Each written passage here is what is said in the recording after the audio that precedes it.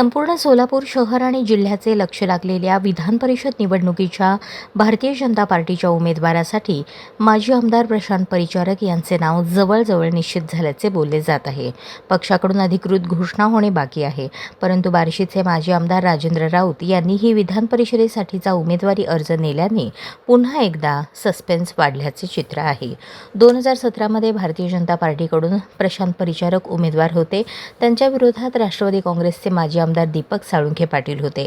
संख्याबळ नसतानाही परिचारक यांच्या पाठीशी त्यावेळचे पालकमंत्री विजयकुमार देशमुख, जिल्हा परिषदेचे अध्यक्ष संजय मामा शिंदे, सुरेश हसापुरे या सर्व नेत्यांनी प्रशांत परिचारक यांना आमदार केले. दुसरीकडे प्रशांत परिचारक यांच्यासोबत माजी आमदार राजेंद्र राऊत, प्रदेश कार्यकारिणी सदस्य शहाजी पवार यांच्या नावाचीही जोरदार चर्चा ऐकण्यास मिळाली. अनेक कार्यकर्त्यांनी शहाजी पवार यांची उमेदवारी द्यावी अशी सुद्धा मागणी लावून धरली होती.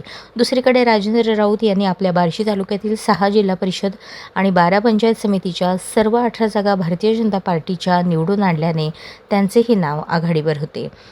दरम्यान प्रशांत परिचारक यांचे नाव फायनल झाले असल्याचे बोलले जात असले तरी भारतीय जनता पार्टीकडून अचानक कोणतेही नाव समोर येऊ शकते अशीही चर्चा ऐकण्यास मिळत आहे. अशाच नवनवीन अपडेटसाठी जनता राज्य न्यूज चॅनलला सबस्क्राईब करा, लाईक करा आणि शेअर करायला विसरू नका.